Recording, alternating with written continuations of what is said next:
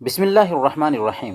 میں آپ کا بھائی صفات اعلی محمد زبیر IPC کے سوشل پارٹنرشپ پروجیکٹ میں حصہ داری نبھاتے ہوئے کرونا وائرس کے بارے میں آپ سے کچھ معلومات شیئر کرنا چاہتا ہوں۔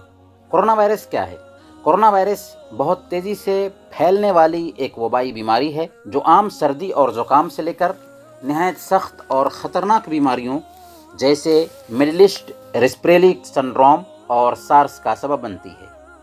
جدید کرونا وائرس کیا ہے؟ جدید کرونا وائرس کی ایک نئی نوعیت ہے جس کا وجود اس سے پہلے انسانوں کی دنیا میں نہیں پایا گیا۔ جدید کرونا وائرس سے انفیکشن کی علامات کیا ہیں؟ کھانسی، بخار، سانس لینے میں پریشانی، سانس کے عارضے۔ کیا جدید کرونا وائرس ایک شخص سے دوسرے شخص میں منتقل ہو سکتا ہے؟ جی ہاں، عام طور پر متاثرہ شخص کے ساتھ قریبی رابطے اور اٹھنے بیٹھنے کی وجہ سے وائرس کے اثرات ایک انسان سے دوسرے انسان تک منتقل ہو سکتے ہیں۔ کیا جدید کرونا وائرس کا ٹیکہ موجود ہے؟ جدید کرونا وائرس کا ٹیکہ اب تک دستیاب نہیں ہے۔ کیا جدید کرونا وائرس کا کوئی علاج پایا جاتا ہے؟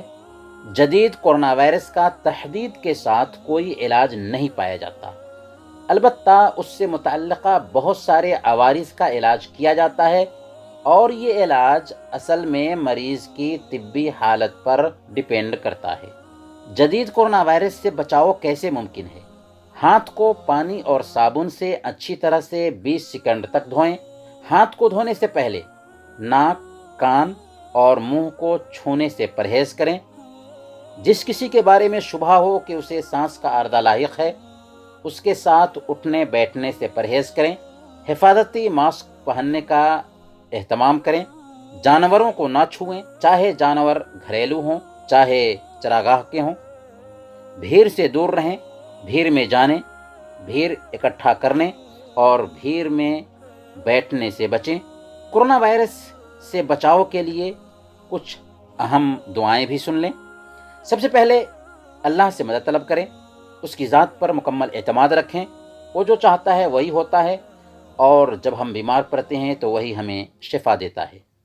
مسند احمد کی روایت ہے، حضرت انس رضی اللہ تعالیٰ عنہ بیان کرتے ہیں کہ اللہ کے رسول صلی اللہ علیہ وسلم دعا کرتے ہوئے کہتے تھے، اللہم انی اعوذ بک من البرص والجنون والجذام ومن سیء الاسقام۔ اے اللہ، میں تجھ سے برص، جنون، جذام اور تمام بری بیماریوں سے پناہ مانگتا ہوں۔ اور صحیح مسلم کی روایت ہے، حضرت عبداللہ بن عمر رضی اللہ عنہما بیان کرتے ہیں کہ اللہ کے رسول صلی اللہ علیہ وسلم کی دعاؤں میں سے یہ دعا تھی، اللہم انی اعوذ بک من زوال نعمتک وتحول عافیتک وفجاءت نقمتک وجمیع سخطک۔ اے اللہ، میں تیری نعمت کے زوال سے اور عافیت اور دی ہوئی صحت کے پلٹ جانے سے اور تیرے اچانک عذاب سے اور تیرے غضب والے سب کاموں سے تیری پناہ مانگتا ہوں۔ اور مسند احمد، سنن ابی داؤد اور سنن ترمذی کی روایت ہے، حضرت عثمان بن عفان رضی اللہ تعالیٰ عنہ بیان کرتے ہیں کہ میں نے اللہ کے رسول صلی اللہ علیہ وسلم کو فرماتے ہوئے سنا، جس شخص نے شام میں 3 مرتبہ یہ دعا پڑھ لی، بسم اللہ الذی لا یضر مع اسمہ شیء فی الارض ولا فی السماء وہو السمیع العلیم، اللہ کے نام سے شروع کرتا ہوں جس کے نام کی برکت سے زمین اور آسمان کی کوئی چیز نقصان نہیں پہنچا سکتی، اور وہی سننے والا اور جاننے والا ہے۔ تو جس نے شام میں 3 مرتبہ یہ دعا پڑھ لی، وہ صبح تک کسی اچانک آفت کا شکار نہیں ہوگا، اور جس نے اسے صبح میں 3 مرتبہ پڑھ لیا، شام تک کسی اچانک آفت کا شکار نہیں ہوگا۔